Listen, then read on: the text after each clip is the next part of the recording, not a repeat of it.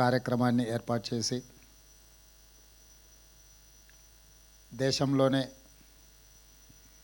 హైదరాబాద్ నగరానికి సినిమా ఇండస్ట్రీకి ఒక గొప్ప గుర్తింపు తెచ్చే కార్యక్రమాన్ని ఏర్పాటు చేసి నాతో పాటు డాల్బీ సంస్థకు సంబంధించిన మాథూర్ గారు, యువ మిత్రులు అల్లు అర్జున్ ఈ కార్యక్రమాన్ని ఏర్పాటు చేసి అల్లు రామలింగయ్య గారి వారసత్వాన్ని కొనసాగించే విధంగా వారి జ్ఞాపకాలను ఎప్పుడూ తెలుగు ప్రజలకు, సినిమా అభిమానులకు గుర్తుండే విధంగా అల్లు అరవింద్ గారు ఇంత గొప్ప కార్యక్రమాన్ని చేపట్టడాన్ని మనస్ఫూర్తిగా వారిని, వారి కుటుంబ సభ్యుల్ని అభినందిస్తున్నా. ప్రాథమికంగా నేను సినిమా అభిమాని. సినిమా పరిణామ క్రమం black and white, techno colours, Eastman colour, 70mm, Dolby, VFX ఇట్లా సాంకేతికంగా చాలా వేగంగా మన దేశము సినిమాలో అభివృద్ధిని సాధిస్తున్నది. యాదృచ్ఛికంగా ఈరోజు ఉదయమే నెట్ఫ్లిక్స్ జిసిసి సెంటర్ని కూడా ఈరోజు నేను ప్రారంభించడం జరిగింది. అక్కడ కూడా నేను ఈ అంశాలను ప్రస్తావించిన. ఒక బాహుబలి, ఒక కల్కి, ఒక అరుంధతి డిజిటల్లీ సౌండ్ అంటే ప్రేక్షకులను కట్టిపడేసే విధంగా సాంకేతిక నైపుణ్యంతో సినిమా తీసినా దాన్ని ప్రదర్శించడానికి థియేటర్లు లేకపోతే ఆ సాంకేతిక నైపుణ్యం అనేది మనకు నిరుపయోగం అవుతుంది. 3D మూవీస్ అన్నప్పుడు షార్క్ ఇట్లాంటి మూవీస్ వస్తే చాలా వింతగా ఆ కాలంలో చూసేవాళ్ళం. ఇంత పెద్ద థియేటర్ ఈ మధ్యకాలంలో నేను చూడలే. ఒకప్పుడు మా younger days, college days we used to go Devi, ఆ తర్వాత వచ్చిన మహేశ్వరి, పరమేశ్వరి ఇట్లాంటి థియేటర్లు పెద్ద స్క్రీన్లు చాలామంది ఆడియన్స్తో చూడడానికి అవకాశం ఉంది. గోయింగ్ ఫార్వర్డ్ చిన్న థియేటర్లు, మల్టీప్లెక్స్ రావడము, 60 మంది, 100 మందితో, 200 మందితో సినిమా చూడడము, ఆ ఫీల్ అనేది మిస్ అయిపోయినాం. ఇప్పుడు మళ్ళీ ఈ డాల్బీ థియేటర్ ఐ థింక్ మరి 500 సిట్టింగ్ కెపాసిటీ, 700 సిట్టింగ్ కెపాసిటీ ఉండొచ్చు అనుకుంటున్నాను. ఇది ఇంతమందిలో కూర్చొని సినిమా చూస్తే ఆనందమే వేరు. ఎందుకంటే ఆడియన్స్ యొక్క రియాక్షన్ అనేది వీ కెన్ ఫీల్ డైరెక్ట్లీ. ఇట్లాంటి థియేటర్ టెక్నికలీ సౌండ్ ఇంత ఒక మంచి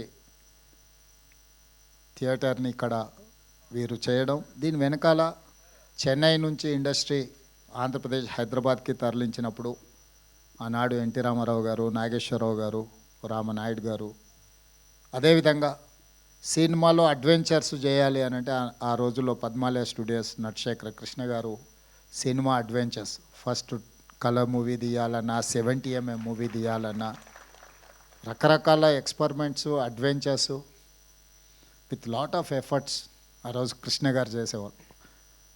కృష్ణ గారు ఒక సంవత్సరంలో 15-16 సినిమాలు హీరోగా నటించి రిలీజ్ అయిన రోజుల నుంచి ఇప్పుడు 5-6 సంవత్సరాలకు ఒక సినిమా తీసే పరిస్థితి వచ్చింది. ఎందుకంటే నేను కృష్ణ గారి అభిమానిని కాబట్టి అన్ని వివరాలు నాకు తెలుసు. మేము అన్ని లెక్కలు పెట్టి వాదించేవాళ్ళం. నేను వనపర్తిలో చదువుకునేటప్పుడు సినిమాలు అక్కడ రిలీజ్ అయ్యేటివి కాదు. అయితే హైదరాబాదు లేకపోతే కర్నూలు ఇట్లా కొన్ని ప్రాంతాల్లోనే సినిమాలు రిలీజ్ అయ్యాయి. మొదటి రోజు చూడాలంటే వనపర్తి నుంచి కర్నూలు 100 కిలోమీటర్స్ లారీలో ప్రయాణం చేసి సినిమా చూసి వచ్చేవాడిని నేను.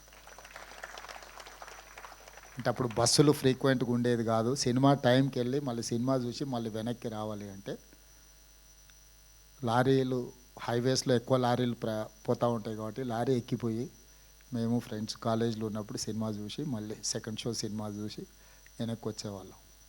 సో సినిమా అనేది మధ్యతరగతి వాళ్ళ మీద అత్యంత ప్రభావితం చూపిస్తుంది. మన లైఫ్ని ఇన్స్పైర్ చేస్తుంది. మన లైఫ్లో కొన్ని డెసిషన్ తీసుకోవడానికి కూడా సినిమా ఇండస్ట్రీ, సినిమా కథనాలు, సినిమా ప్రభావితం చేస్తుంది.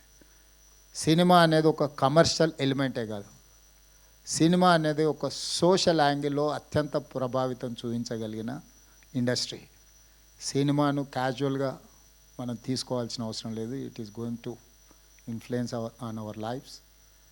It is we have to recognize cinema as a industry. Telangana రాష్ట్ర ప్రభుత్వం ఐటీ, ఫార్మాతో పాటు సినిమా ఇండస్ట్రీని కూడా ఒక గొప్ప పరిశ్రమగా తెలంగాణ రాష్ట్రాన్ని అభివృద్ధి చేసే దాంట్లో దీన్ని ఒక భాగస్వామ్యం చేయాలనేది మా ఆలోచన. నేను చాలా సందర్భాలలో చెప్పిన, ఎట్లయితే హైదరాబాద్ నగరాన్ని బెంగళూరు, ఢిల్లీ, ముంబై, చెన్నై నగరాలతో మాకు పోటీ లేదు. మాకు role model China, South Korea, Japan, Singapore అని ఎట్లయితే చెప్తున్నో, టోక్యో, సింగపూర్, న్యూయార్క్ నగరాలు మాకు పోటీ అని ఎట్లయితే చెప్తున్నానో, ఎవరైతే మాకు రోల్ మోడల్సో మేము వాళ్ళతోనే కాంపీట్ చేయదలుచుకున్నాం. తెలుగు సినిమా ఇండస్ట్రీ కూడా పక్కన కోలీవుడ్తోనో లేకపోతే శాండల్వుడ్తోనో లేకపోతే బాలీవుడ్తోనో కాదు. We have to compete with Hollywood. Hollywood movie చూడడం కాదు, హాలీవుడ్ మూవీ కూడా ఇక్కడ తీయాలి, ఇక్కడ ప్రదర్శించాలి. ఇక్కడ టెక్నాలజీ, అందుకే ఈరోజు నెట్ఫ్లిక్స్ ఓపెనింగ్ అప్పుడు కూడా ఐ టోల్డ్ దెమ్, మీకు ఏం కావాలన్నా మా గవర్నమెంట్ 100% సపోర్ట్ చేస్తుంది. నాలెడ్జ్ హబ్ క్రియేట్ చేసినప్పుడే ఇండస్ట్రీ అనేది ప్రమోట్ అవుతుంది. ఈరోజు కృష్ణానగర్ని మనకు చిన్న చూపు చూడవచ్చు, కానీ ఆ కృష్ణానగరే గొప్ప గొప్ప సినిమాలు ఇవ్వడానికి ఒక గొప్ప వేదికకు, ఒక బాహుబలి వచ్చిందన్న, ఒక పుష్ప వచ్చిందన్న, ఇట్లాంటి గొప్ప సినిమాలకు పనిచేసిన సాంకేతిక నైపుణ్యం ఉన్న కళాకారులు చాలామంది అక్కడ ఉన్నారు. ఈ ఇండస్ట్రీని తెలంగాణ రాష్ట్ర ప్రభుత్వం గుర్తించడమే కాకుండా ఈ ఇండస్ట్రీ పెరగడానికి అవసరమైన అన్ని సహకారాలు అందించడానికి ఈరోజు తెలంగాణ రాష్ట్ర ప్రభుత్వం సంసిద్ధంగా ఉంది. అందులో భాగంగానే ఇది అల్లు అరవింద్ గారు లేకపోతే వారి కుటుంబం నిజంగా ఒక కొడుకు ప్రయోజకుడు అయినప్పుడు తండ్రికి అత్యంత గొప్ప సంతోషాన్ని ఇస్తుంది. తాను సొంతంగా ప్రయోజకుడు అయినప్పుడు కలిగే సంతోషానికంటే పుత్రవాత్సల్యం కానీ పుత్రుడు ప్రయోజకుడు అయినప్పుడు ఎక్కువ సంతోషాన్ని ఇస్తుంది. ఖచ్చితంగా స్వర్గంలో ఉన్న అల్లు రామలింగయ్య గారు ఈరోజు అల్లు అరవింద్ గారిని చూసి తప్పకుండా వారి మనసు ఉప్పొంగుతుంది అని నేను భావిస్తున్నాను. సినిమాలో నటుడుగా నేను వారిని చంటబ్బాయి సినిమాలో అరవింద్ గారు నటించిన నాకు గుర్తుంది. సో వారు నటుడుగా కాకుండా పరిశ్రమలో ఒక ఇన్స్టిట్యూషనలైజ్ చేసి, ఒక వ్యక్తిగా కాకుండా ఒక సంస్థగా గీతా ఆర్ట్స్ కానీ కుటుంబంలో ఇప్పుడు అల్లు అరవింద్ గారు ఏదైతే బన్నీని, అల్లు అర్జున్ని లేకపోతే శిరీష్ని చూసి సంతోషపడుతున్నాడో, అంటే ఆయన సక్సెస్ కంటే కూడా ఆయన పిల్లల సక్సెస్ని ఆయన ఎంజాయ్ చేస్తున్నాడు.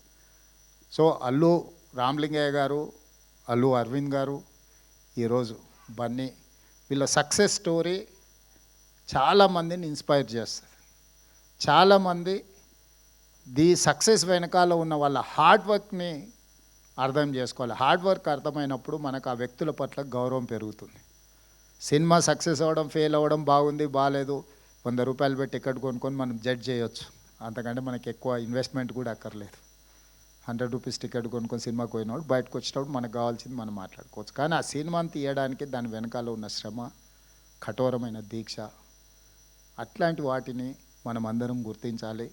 తప్పకుండా ఈరోజు అల్లు రామలింగయ్య గారి కుటుంబాన్ని, అల్లు అరవింద్ గారి కుటుంబాన్ని, మిత్రులు అల్లు అర్జున్, మీరందరూ ఒక ప్యాషన్ తోటి కంప్లీట్ ఇన్వాల్వ్మెంట్ కనిపిస్తుంది ఇందులో. ఇంచ్ టు ఇంచ్ మీరు ఇష్టపడి, మనం మొదటిసారి ఇల్లు కట్టుకున్నప్పుడు, మొదటిసారి అంటే పెళ్ళి అయిన కొత్తలో మొదటిసారి ఇల్లు కట్టుకున్నప్పుడు మనకు ఒక రకమైన కన్విక్షన్, కమిట్మెంట్, ఒక భావోద్వేగం ఉంటుంది. ఈరోజు ఈ థియేటర్ పనితనంలో అల్లు అరవింద్ గారిని చూపిస్తూ, డైరెక్టర్స్ గురించి కానీ వీళ్ళందరి గురించి చూపించినప్పుడు ఇంచ్ టు ఇంచ్ ఆయన ఇష్టపడి కట్టుకున్నది వారి మాటల్లోనే ఆ ఆనందం కనిపిస్తుంది. నాకు సమాచారం చెప్పడానికంటే కూడా తను పడ్డ శ్రమ ఈరోజు ఇక్కడ మన అందరం వచ్చి చూడడం ద్వారా మనం అది చూసే దాంట్లో మన కళ్ళల్లో ఒక మెరుపు కనిపిస్తే వారు చాలా సంతోషపడుతున్నారు. ఎందుకంటే నేను నిజంగా కష్టపడ్డది ఈరోజు దీనికి ఒక గుర్తింపు వచ్చింది అని.